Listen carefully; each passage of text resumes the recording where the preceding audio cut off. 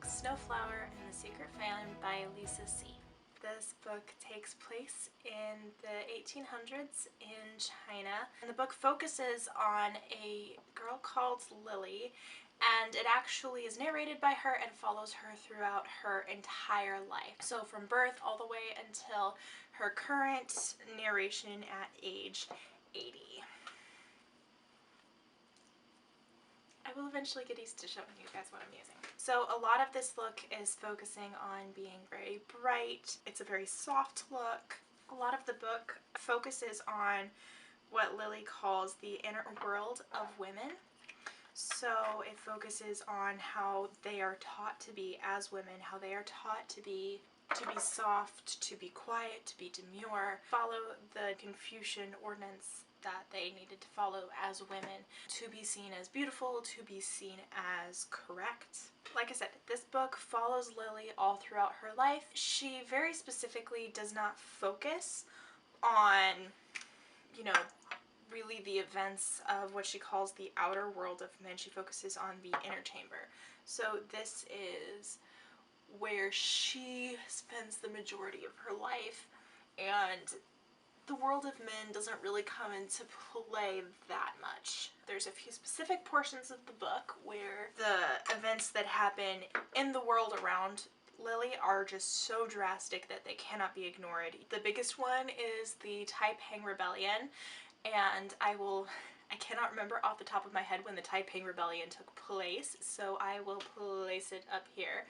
Obviously there's a couple places throughout the book where most of the book is focused on her inner world, specifically her relationship with her Lao Tong. Basically, a Lao Tong is your sworn partner for life. And I say partner as opposed to sister because in the book they do have actual sworn sisters, so that is a relationship where you and a group of other girls are sworn sisters, sworn together to support and encourage and be there for each other until your marriage, after which the last of your sworn sisters is married, the bond is broken. A Lao Tong relationship is not like that. A Lao Tong relationship is a contractual relationship between two women from the time that they are very young until they die. They swear that they are never going to betray each other, They swear that they are going to support and encourage and be there for each other forever. So this book is split into 4 different parts. The milk years, which is Lily's childhood. The hairpinning days, which is roughly through her teen years into her early marriage. The 3rd part is the rice and salt days. So this is where we spend the majority of the story, because this is where the majority of the drama takes place. So this is once Lily has already fallen into her married home, once Snowflower has already fallen into her married home, and they go through their respective lives. So in the book, you start out, like I said, in her milk days. So this starts out in her childhood. You get to know her family, and her family is not a particularly well-off nor a particularly poor farming family. Lily is the 2nd sister, so she is pretty much useless, and Lily describes that she craved love first from her mother and then from anyone else, and that she never was able to feel as if she received that love. And one of the most poignant quotes right off the bat is the phrase, "So I allowed my bones to be broken and molded into a better shape." As I said, this book takes place in the 1800s, so it actually does take place when foot binding was still a thing. I will be honest with you, it was really hard to listen to. I listened to the book on audiobook, and I was having trouble. I had to pause the story like literally every 30 seconds during the description of the foot binding and just go like, no, because it was described in such detail. And Snowflower was 7 at the time, I believe. She's 6 or 7. So she's a 7-year-old girl who's having her feet bound, and for what I never really looked into foot binding before this. I'd never, you know, I generally knew of it, and I knew it wasn't, you know, I knew it was obviously like painful, but for whatever reason, I just knew that they bound their feet so tightly that they stopped growing. I was unaware of the fact that they literally broke their bones, which I guess maybe if I had been thinking about it, I would have comprehended, perhaps. I don't know, guys. It was rough. And so I'm listening to this and I'm cringing, and it's kind of terrifying to know that this happened on a regular basis to literal children, and I had so much trouble. I was like, am I going to make it through this book if this is the way it's gonna be? Which fortunately, the foot binding was actually not that big a portion of the book, but it's significant. If you're squeamish, maybe that would not be a book for you, maybe? I just, I don't know. Yeah, it was just rough. And like I said, it ends, it's okay. The book does a good job of explaining kind of the frame of mind that all of the women in this time. So one thing that the author talked about, and one thing that I think she really succeeded in doing, was actually being able to portray the frame of mind and context of the culture that Lily and all of the female characters had when it comes to these standards of beauty, when it comes to their lives, what they went through. And I think that's done particularly well during the part of the book that deals with the foot binding and other, you know, kind of cultural traditions that they go through. I think it's just something that was very thoughtful and extremely, extremely poignantly well done. It's just hard to describe how much the author's descriptions of this book kind of impacted me. I thought they were absolutely beautiful. She just has this way of describing words that seems like poetry. And it's actually quite a short book. I was really surprised. But the book is jam-packed with so much depth and so much description. It feels like you're diving into a book that's much bigger than it actually is. And I think it's a really good example of how you don't need to have a massively long story in order to have a beautiful one, or in order to have a very deep story. I was having so much trouble deciding where I wanted to go with this look. If I wanted to go more on a pink side or more on a white side. Still not sure how I feel about that. Well, we shall see. Like I said, just right off the bat, starting with the foot binding, which is what actually brings Lily and Snowflower together as Lao Tong, because I can't remember the name of the character, but basically the guy who's in charge of deciding when the feet should be bound, actually it's determined that Lily has the potential for perfect feet. So in the end, her foot, I believe she said, were only 3 centimeters across, which, is that right? No, 7 centimeters? Somewhere between 3 to 7 centimeters, which is absolutely insane to me. But the way she describes it, they get kind of bound around like in a loop, so they look like a perfect lotus flower.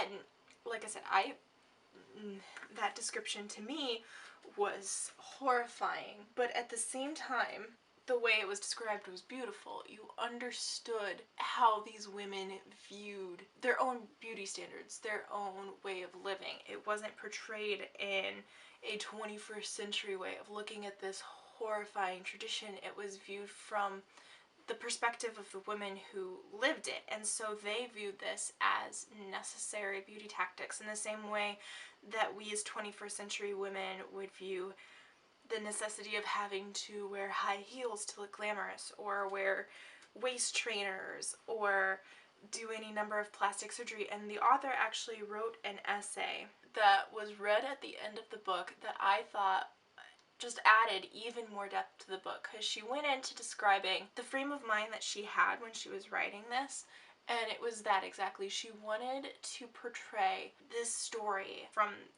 the perspective of the women who lived it, so not being very, very careful not to view their traditions and their customs through our 21st century gaze. She said that she found Lily's perspective in the lives of so many older women, both Chinese and non-Chinese, that she knew throughout her life. And I saw a lot of that as well, especially when you get to Lily's reflections as an 80-year-old.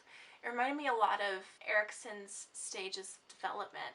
The last stage, so roughly from ages 65 to death, it's pretty clear to see Lily as a narrator in her integrity versus despair stage. So she is reflecting, she's looking back on all of these things that she has done throughout her life, and the one thing that she wants to point out to the audience is what she considers her greatest regret. And that's another thing that makes this story so beautiful, because it's such a women-focused story, and it's almost solely focusing on the relationship between Lily and her Laotong Snowflower, how they developed throughout their lives. And so in their younger years, you know, Snowflower actually came from a more well-off family, so Lily feels like she's not worthy of being Snowflower's Laotong, and there's some tension for her. But Snowflower loves her, and they grow to love each other, and it's very beautiful. And then, I'm not going to spoil anything too significant, but later on Lily finds out there was a very big portion of Snowflower's life that was a lie to her. That break of trust follows Lily throughout the rest of her life, and so the actual story is so focused on what makes a solid friendship, what happens when trust is broken, how can that be built back up, what happens when there is misunderstandings and breakdowns in communication. And it just rang so true. And even, you know, you don't have to be in 1800s China in order to understand how hurtful that can be when a friend breaks your trust. I think that for a lot of people, this story is so relatable, is so understandable. Even though, like I said, it takes place obviously in the 1800s in China, the story itself kind of reminds me of a Greek tragedy. Not just in that the way it has these beautiful descriptions, it kind of reads like a classic work of literature, but also in the way that the tension of the story is based on classic misunderstanding and the way that fate has woven these girls' lives together. Fate kind of brought Snowflower and Lily together because their 8 characters matched. They were both born in the year of the horse, and everything brought them together. Their perfect feet brought them together. And while Snowflower pulled Lily up, Snowflower herself was being brought down. And it just, like I said, it reads like a tragedy. There was a point in this book where I definitely cried. I wasn't so sure why it affected me so much, but like I said, it did. It just, like, there was just so much truth and so much realness in that sort of story that focuses on the breakdown of a friendship and just how much hurt and regret that can bring. Even though these descriptions were beautiful, it didn't shy away from the very harsh reality of the world that Lily lived in. So right off the bat, you're faced with the graphicness of the foot binding, you're faced with the very real threat of death and disease and heartache that followed Lily all throughout her life. It wasn't just in, you know, her early years. It followed her all throughout her life, and she said, you know, even when we thought we escaped death, that was not the last we'd seen. Throughout the book, there's descriptions of diseases like typhoid and cancer that, you know, at that point in time, they had no way of really fighting other than, you know, just hiding in their rooms and hoping that they would go away, and, you know, leaning on folk medicine, hoping that something would help. Like I said, it focuses on the Taiping Rebellion, so at a point in the book, you know, they're threatened for their very survival, and Lily describes, you know, all of the dramatic lengths that they went to just to try and stay alive in this very, very terrible time. It was the innocents that were caught up in it, and she mentioned that, you know, it was mostly the women and children who died. So hard to understand how you could bear that much pain and that much suffering on your life, but it was their reality. And I think that the author did such a magnificent job of portraying that in a realistic way that you could relate to. It didn't feel like a history book where, you know, it's like, well, there was this rebellion and this many people died. It was very, very personal. I think that both Lily and Snowflower are extremely empathetic, and relatable characters. There was no point in the book where I, hated either character, and both of them absolutely made mistakes, but that's, part of being human, obviously. And that just made them all the more realistic, all the more relatable, that they made mistakes, and some mistakes that had lifelong consequences that they weren't able to recover from, that their friendship was not able to recover from. Missy did a wonderful job of laying all of this heartbreak, all of this suffering, and all of the joys in a very thoughtful and impactful way, and especially in light of her essay that she wrote at the end. It just gave me so much more insight to the lives of these women. If you read this book, which I would highly encourage, I would absolutely hope that you are able to find a version that also has this essay at the end, and please read the essay, because it not only goes into so much depth about the research that she did into the lives of women in rural China, but just how you're supposed to view this book, and it just, like I said, absolutely beautiful, absolutely wonderful. But following Lily throughout other way around. Following Lily throughout her entire life just made the story feel even more well-rounded and circular, and I think especially, coming from Eastern mindset where time is much less likely to be viewed as linear, that is specifically important, to have that feeling of continuity, to have the feeling of reflection and thoughtfulness. And one thing that I think was also done in a particularly interesting way, the book deals with domestic abuse, but obviously, it's in a time period in which it was not really acknowledged in the same way that we do today, because, the women were considered worthless. They had no value of their own except to produce sons, but even in the book, you have the phrase, when a girl, obey your father, when a wife, obey your husband, when a widow, obey your son. There is almost no situation in which a woman has her own inherent value. And Lily, she's lucky. She has a husband who admires her, who, they grow to care for each other, and even though you don't see a lot of him in the book, there is a good relationship there. But not all of the characters in the book are so lucky, and Snowflower does deal with domestic abuse in her situation, so I guess that's also a warning. If that is a very sensitive topic for you, this book may be triggering. The way it's dealt with is very sad, very interesting, because, Lily, as she grows up and she comes into a household where she has to be the very proper, the perfect wife, the perfect woman, she, her suggestion when she finds out what Snowflower is going through is to suggest that, well, you just need to have more sons, you just need to try harder, you just need to try to be a better wife, to be a better mother. How often do we even today hear excuses like that, hear that kind of mentality? Well, if you did this better, if you did that better, then maybe he wouldn't beat you, then maybe,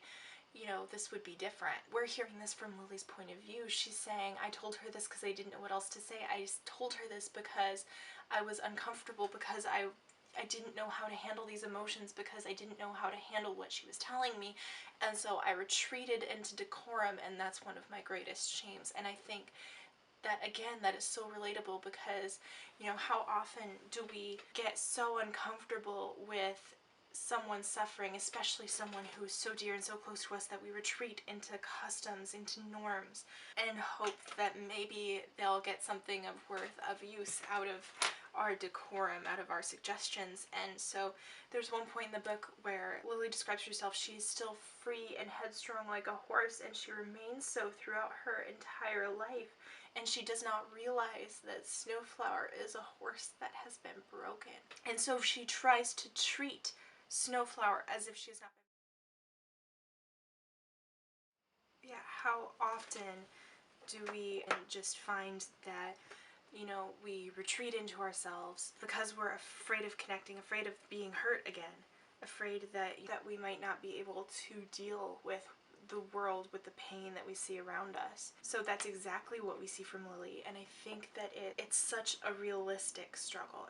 It's dealt with in such a thoughtful way that both women are you know, they're not viewed as less than because they make mistakes, because there was misunderstandings, because they made wrong decisions. It's viewed simply from the perspective of this happened, it's tragic, but that's life. For me, one of the most fascinating parts of the book was the addition of the Nushu language. So Nushu, absolutely fascinating. In the author's essay, she mentioned that Nushu is the only known language that was created by women solely for women. So this language existed pretty much without the knowledge of men for centuries, and it was used by the women in China to communicate with each other, to create stories, to create poetry. These women were able to communicate throughout their entire lives, and so Snowflower and Lily use a secret fan to communicate with each other throughout their entire lives. They use the same fan, so the first message on the fan was when Snowflower asked Lily officially to be her Lao Tong, and Lily began the tradition of sending this fan back, and they wrote to each other throughout their entire lives. One second while I do my eyeliner, because I cannot talk and do eyeliner at the same time. Yeah, so they used the Nushu writing in order to communicate, in order to, just as a gift that they sent each other throughout their lives. While the Nushu was also an important part, you know, how they connected, how they helped each other, it also became the downfall of their relationship. I should not have laughed right there, but I didn't know what I was showing you apparently. Like I said, it's just so sad. On a side note, I am doing, or attempting to do, I don't know how this is going to turn out. I may just ruin my eyeliner. I am attempting to do kind of a gilded, like golden plated look with my eyeliner because perfect bound feet were called golden lilies. And so I was going to attempt to draw like a golden lily pattern on my face, but at the very least I was going to outline my eyeliner in gold. And it's kind of turning out. I mean, like, there's an attempt at succeeding. Basically. The use of Nushu as a whole is utterly fascinating to me, and I think it was a brilliant addition to the book. And so Lily was taught Nushu by her aunt. It tells you from the beginning that something happens to Lily and Snowflower's relationship, that there's some type of misunderstanding, and it's based around the Nushu. You learn also from the beginning, unlike the language of the men, which is pictorial, Nushu is a phonetic language, so it would be more like English, where you have an actual alphabet, and so you have to be so careful of the context. You have to be so careful to avoid misunderstanding. Yeah, but just the addition of this secret language that's specifically only for women is just such a fascinating addition to the story, and I am so glad it's there. And obviously, you know, it provides the main basis for the conflict of the story, but I just think its existence is utterly fascinating, and I'm so glad that there's a book about it. The author talked about how Nushu was, you know, discovered by men. You know, they were like, they at first thought this like random old lady that had secret writing on her was some kind of spy. As it turns out, you know, she just had this piece of Nushu writing that had been hidden from the world of men for so many centuries. Like I said, it's just so good. I just want to rave about it. I wasn't expecting to love it as much as I was. I mean, I was expecting to like it because I love historical fiction, and pretty much any historical fiction you give me, I'm probably going to like. But you know, it was just something that I grabbed off the shelves at the library because I like to listen to audiobooks, you know, on my way to and from work. I thought it looked good, so I grabbed it. And it was really short. I started this one because it was the shortest one. I was like, well, I'll definitely finish this one before it's due. Most of the audiobooks I listen to tend to be, you know, 8, 10, 24 discs long, and so having a 4-disc audiobook, I was like, well, this is gonna be really short. I'm just not sure what to expect from this. And then it turns out to be amazing, incredibly relatable, incredibly in-depth. You know, there's just so much to it. It actually kind of stunned me that it was as good as it was. I was looking up the different makeup trends throughout Chinese history. I love reading about the history of makeup across different parts of the world. Obviously, I have a love of makeup. Can't tell. One of the interesting things I found, and you know, of course, a lot of the history, they focused on being pale, which obviously has some problematic roots, colorist roots. A lot of it was being pale was equated with being rich because you didn't have to work out in the fields. And so, you know, women would go so far as to like do these harsh chemical treatments to bleach their skin. You know, they would powder their faces with rice powder. They would do all these things, and then, you know, of course, you know, makeup changes throughout history, makeup trends, and so on and so forth. But they, you know, would rouge their cheeks and, you know, do all of these things to, you know, seek after being, you know, the perfect, beautiful woman, the perfect, beautiful wife. Finally discovered, I was like, okay, well, this is tending to go by dynasty. What were the makeup trends by dynasty? So I finally figured out which dynasty this book took place in. It was the late Qing dynasty, which lasted until 1911. So I tried to take just a bit of inspiration from the book, and so much of this focused on these standards of beauty that these women couldn't really reach. So I wanted to kind of have the look reflect that. I didn't want to do, you know, just a fully historical makeup look, but to take inspiration from it, because obviously that's what this channel's all about, is taking inspiration from the books. And so when it's historical fiction, that means I'm also going to try and understand and take inspiration from the time period in which the book took place. So I went with a very pale, a very, very pale complexion, which for me is fairly easy. You know, rouging my cheeks. The one thing I found lots of things fascinating when I was reviewing, you know, Chinese makeup history. One thing that I found was interesting, and this wasn't in the Qing dynasty, so I'm not gonna do it, but they called it gilding the forehead, and women would take like gold flakes and they would gild their foreheads by like gluing them to their face with whatever they could. So a lot of times apparently that included like fish guts, which to me sounds terrible, but I guess when you want to be fashionable, you gotta do what you gotta do. There will be no fish guts featured in this video. Like I said, I think Lily's character is so relatable, and I have a feeling I'm obviously pretty young, so I'm growing up in a time where we don't face quite as much of those ideals where, you know, I'm expected to be a stay-at-home wife and mother. That's not something that is as impactful. You know, in their culture, it was all about the sons, all about, you know, who could bring the most honor. And I think that there's a lot of value in examining how these women viewed themselves, how they thought of themselves in that context.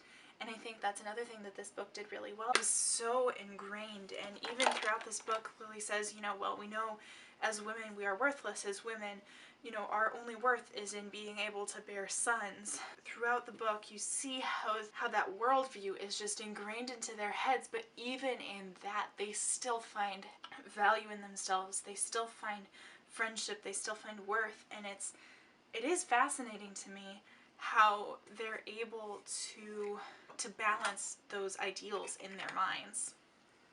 Because I think it would be so easy, you know, from our 21st century standards, from, you know, the view of like, well, they were so oppressed, well, you know, they didn't know what they were missing out on, they viewed themselves as worthless, you know, all of this stuff, and we would miss out on what they actually did to value themselves, to find themselves as worthwhile, how much worth they found in their upper chambers and their embroidery and their secret communications with each other and their sworn sisters and their lao tongs, and all of this, it just coincides together, and it's beautiful to me. I am going to apply my lashes off screen because no one needs to see me struggle like that.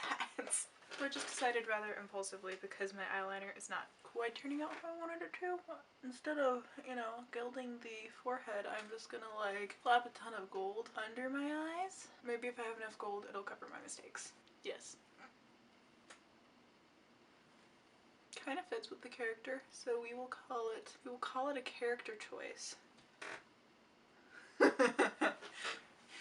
Yeah, that's what we're doing, mate. Just in case you're curious, I used the same gold that I've been trying to use the whole time. Probably if I had an actual gold eyeliner, this would have worked a lot easier. So the last thing I want to do, like I said, I was talking about the makeup in the Qing Dynasty. The one thing that I'm kind of taking straight from the Qing Dynasty, they did a lot of different lip shapes. So in the late Qing Dynasty, they had what I call the Padme Amidala lip, where they would line the entirety of their top lip and then just have like a dot in the bottom. And so like I saw that, I was like, oh, it's the Padme Amidala lip. It's not, apparently. I'm guessing that's where they got it from. So what they would have done is they would have powdered away the rest of the lips that weren't like, you know, left exposed. So I have no idea if the characters in the book actually did this specific look. I am going to assume that they did, because it was the right time period, or at least that Lily did. As I said, she moved up pretty well in the world. So like she wasn't nobility, but she did pretty well for herself. Oh my gosh, I'm incapable of smacking my lips together. I don't know how you would keep this looking pristine throughout the day as a woman in ancient China. I would fail. Oh my gosh, I did it again. Try to do historically accurate makeup look. Fails epically. What they would do is they would dot it as opposed to like $1, which was a line. So it actually, oh, I know what I can do. I am going to actually, I'm gonna use my nude lip pencil. I wasn't gonna go this extreme, but it didn't work. Okay, we're gonna blot. This has just delved into a fail video. Forget about the book review.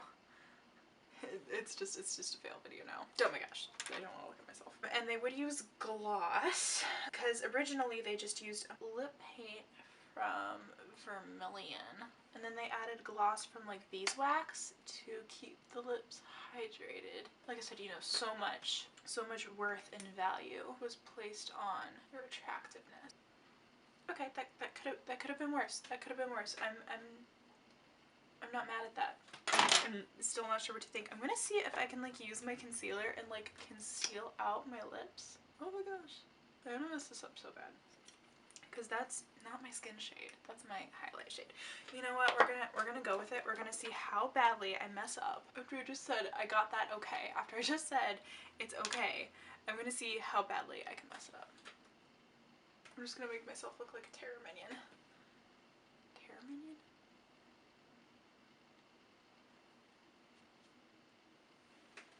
No! Oh my gosh! Why do I do this? Why? Oh my gosh. Why dost I even try?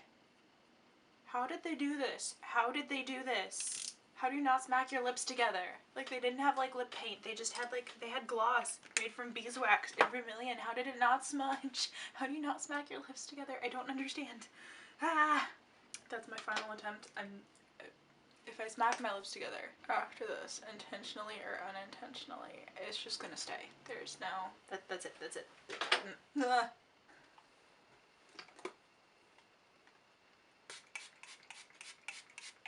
After all the powder I've added to my skin, it needs some help. That is pretty much all I have to go over this book. You know, you've heard how much I love it, how much I think it is a stunning example of a historical fiction book with a woman at its center, and does an amazing job of showing the perspective of the woman actually in that time period, not interposing, you know, 21st century values onto this piece, just showing how they lived, how they survived, how they thrived, how they failed. And I think the friendship between Lily and Snowflower is absolutely heartbreakingly real. I think it is absolutely worth a read.